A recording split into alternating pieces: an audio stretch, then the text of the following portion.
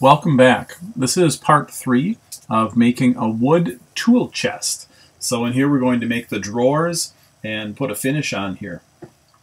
So let's jump right in. Here I am doing all of the dusty work out in the garage. So here we're making all the side pieces for the drawers, and I'm cutting a little groove in the table saw. This is the second pass, and this will hold the piece of plywood that will be the bottom. So a couple passes through, and then we will check them to make sure that the piece of plywood fits in there the way we want it to. Sorry, that one got a little bit blurry. I have another one I think that's a little bit clearer. Yeah, this one here. I'll take each piece and put a little line on the plywood where I want it to extend to, and just double check the piece before I break down the table saw and have to set it back up again if you find that one of these pieces didn't cut all the way in. Sometimes for some reason the wood is bent and the table saw won't cut all the way through, or it'll twist a little bit, and it's better to do it while you have the table saw set up. So here is the birch plywood insides and all 4 pieces set up to accept the piece of plywood. I have drilled these and countersunk them just to put a couple of screws in the side pieces. You see I'm going to kind of dry fit these. Dry fit these, see how they go together, make sure everything lines up. I only leave about a 1/16 to an 1/8 inch variance or gap around the edge of this piece of plywood for it to expand and contract. It's not going to expand and contract that much. I've done tests before where just on my own I took a piece of 4x8 plywood and measured it and took it out of my house, which I can test the humidity in the house.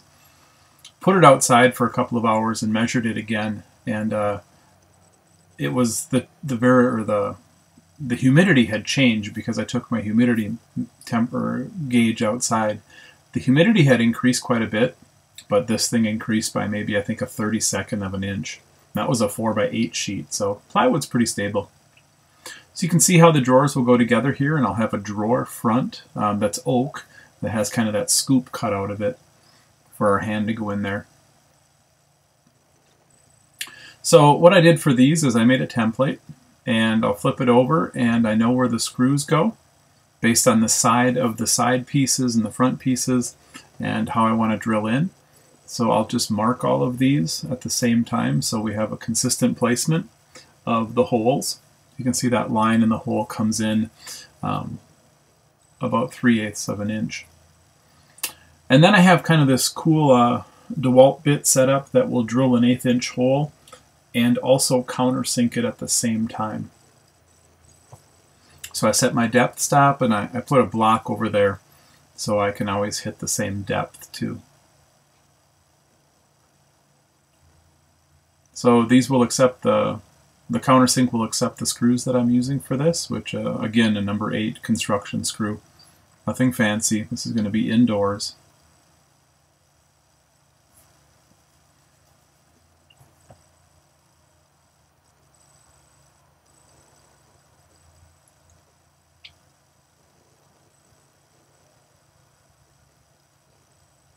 So I'll do that to all the different drawers.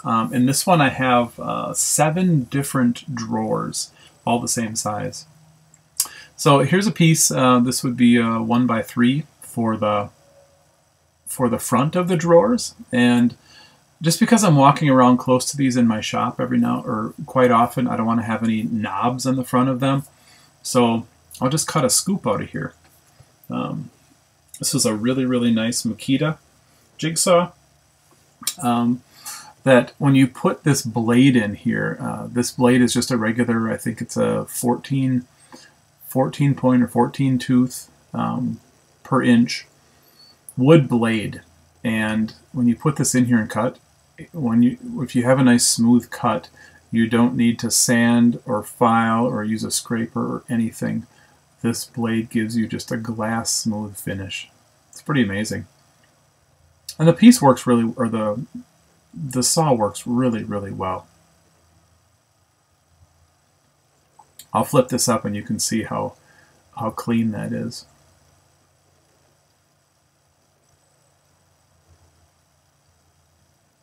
So I didn't do anything else to this except put a finish on it after I smoothed the edges.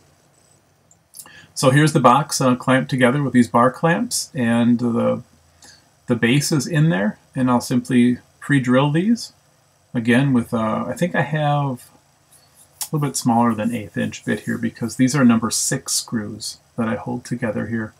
This is a little bit of a different screw. This is a square drive screw. They call it a dry lube screw. I bought these in bulk from McFeely's, which is a really great catalog and online catalog store that sells just screws. I think they claim to even have invented the square drive screw, but I'm always a fan of square drive screws.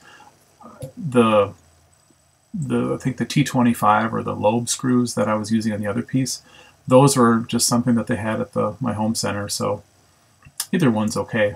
I'm not a big fan at all of slotted screws. Those are kind of old, never hold, and for a driver like this, you really have to have something that is a square or a lobe. It also doesn't work real well to use a Phillips bit. Although I notice most Phillips bits now are square drive and Phillips bits. You can use square drive with a lot of them. I know the company at my home center, Spax, makes a really nice combination Phillips and square drive. So here I basically just have a 4x8 sheet of birch plywood, 1/4 inch, ends up being about 3/16 when they finish it. And I'm just going to use this other Japanese pole saw I have. This is a really nice one, another present for my kids and my wife for Christmas. And this does a nice job. You notice the other one I was using has a spine on the back to make it kind of like a back saw. But I use these at such an angle anyway because it cuts down the vibration that it doesn't matter which one you use. Although this one is meant to be used to cut all the way through something.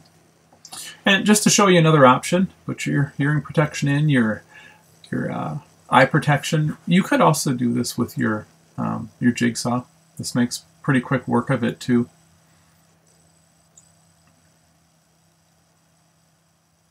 I can't say enough about this Makita jigsaw. Very nice, very smooth, nice piece of equipment.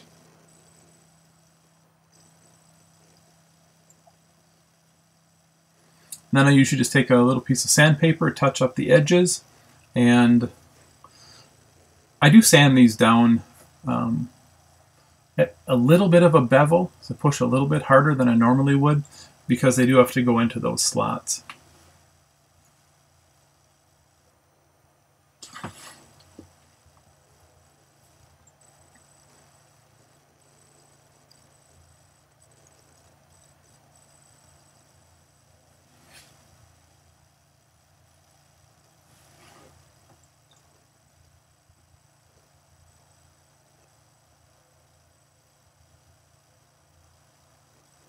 That is probably the most sanding I will do on any piece.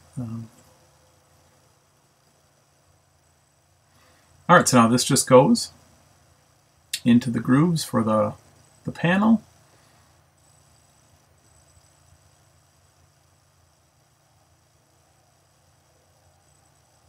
I don't glue these or put anything on there. I just pop the piece of, or the side on the edge and put the 4 screws in. These hold up really well. They're mechanical fasteners. Some of you might want to do a dovetail on the end there or some kind of a box joint. Feel free. I just find that the screws work just fine for what I use. Alright, so my workbench was a little bit out of level, so I leveled this the casework up. And now what I'm doing is I measured where I want the drawers to go. I measured them on one side, leveled the whole thing out, and now I'm just going to use a level to transfer the lines from one of those stiles, and then I'll transfer them to all of the other uprights. And once I have those, I'll start to put in the full extension slides. These are kind of expensive. These are probably the most expensive part of this whole project since the rest of it was just leftover scrap wood. But it was worth it. I think it'll be nice to be able to extend the drawer all the way out. So once I have these positioned in here, I'm using, you see that VIX bit up there? Now what that does is it's kind of a self-centering bit where the drill bit is inside of this little area, or this little countersunk end that helps to make sure the bit stays right in the middle of your piece of metal there. Here my wife is helping me so it goes a little bit faster. Be very, very careful when you put these in because the screws are so small, it's so easy to strip out. So there's that VIX bit again. Just drills a hole right down in the center there. I bought them a set of 3 many years ago, and they last for a really long time. So here I think I have my clutch set to like 1, and I'm still being careful. So we'll just go through and we'll put all of these drawer slides on.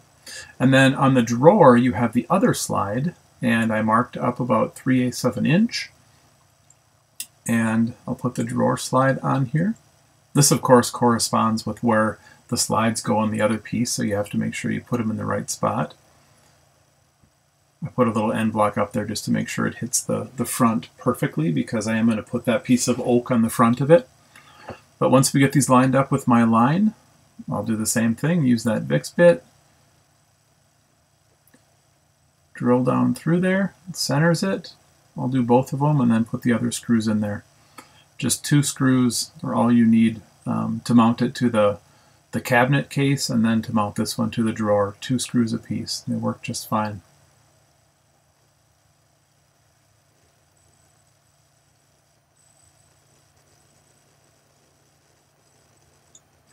Take your time and be patient.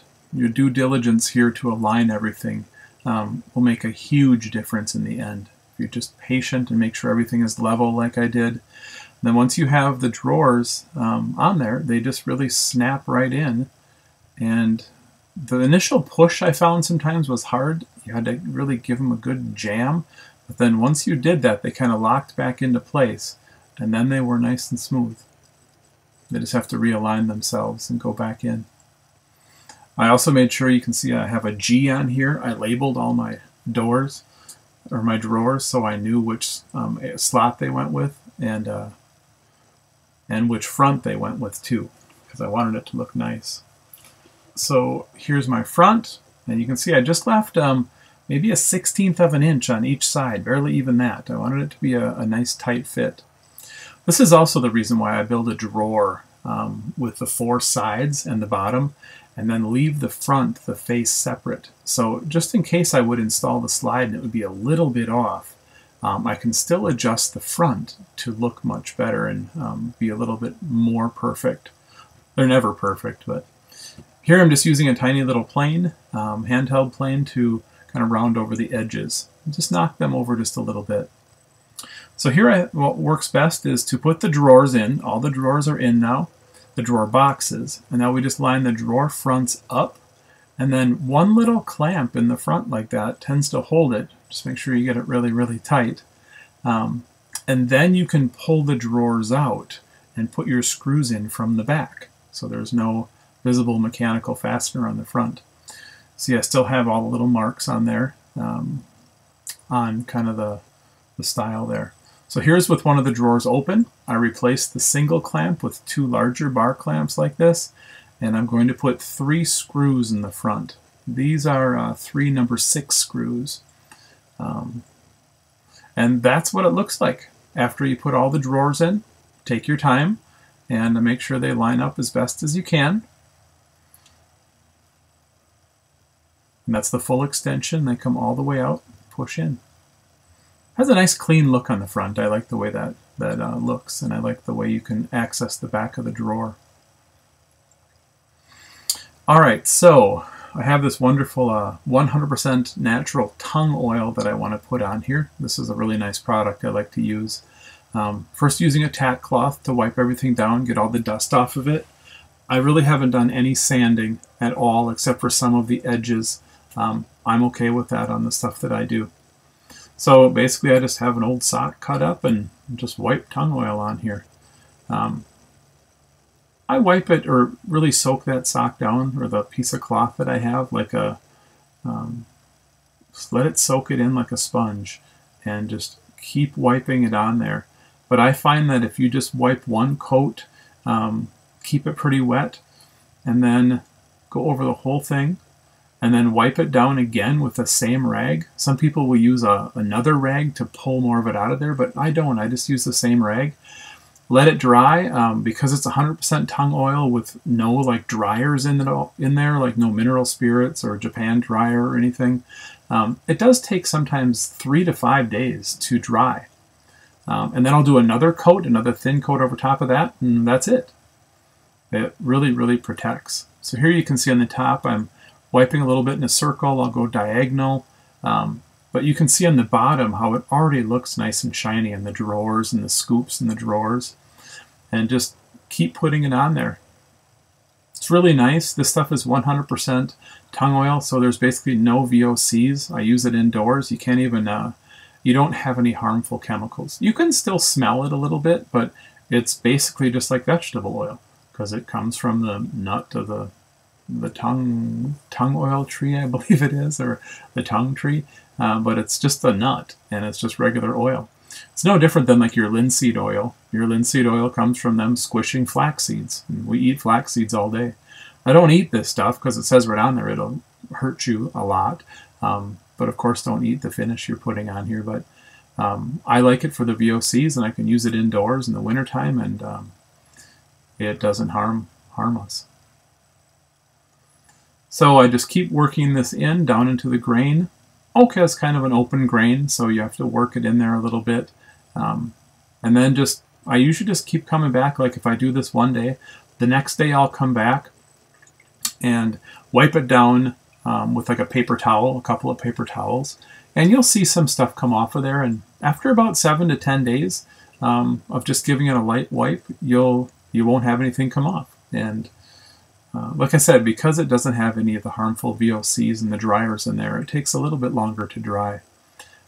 But it does dry, and it dries to a really nice hard finish. That's water. When I set something up there, it looks waterproof to me because it beads up on it. All right, so the last thing I wanted to do here is I wanted to put drawer labels on here. So I bought these online, little tiny drawer labels, and I made a template. And I just lined them up on my drawer so they'd be even. The screws were so small, I just used a scratch awl to punch a little hole in here for the screw to start. And I don't even think I had a bit small enough to use. So the screws are tiny, a nice sharp screwdriver. Just put those on there, and I did everything by hand here so that I wouldn't strip these out or break the screws, because they were really, really delicate. So one screw there, one screw on the other side, and then it just accepts a little piece of paper to label these. You can see that tung oil finish, how it leaves just a nice shine on that chamfered edge that I put on there. Gives it a nice look. So that's it for the drawers, and the labels are on there. We're almost done with this entire project, and we'll show you the whole thing. I just cut a little piece of cardstock, put it in there. You could do this on your computer if you want, but I just wrote by hand what it would look like. So you see I have files, and this is going to hold all the drill bits. It's a nice clean drawer with one thing in it. I really like the organization this whole thing gives. And that is our entire build. Here's the entire piece when we're done with a nice finish on it and all the different labels on it. 7 drawers, and I am just amazed at how many tools this thing holds. So the whole thing ended up being, I think 24, 2 feet tall, 14 inches by 29. All right, I hope you enjoyed this. Thank you.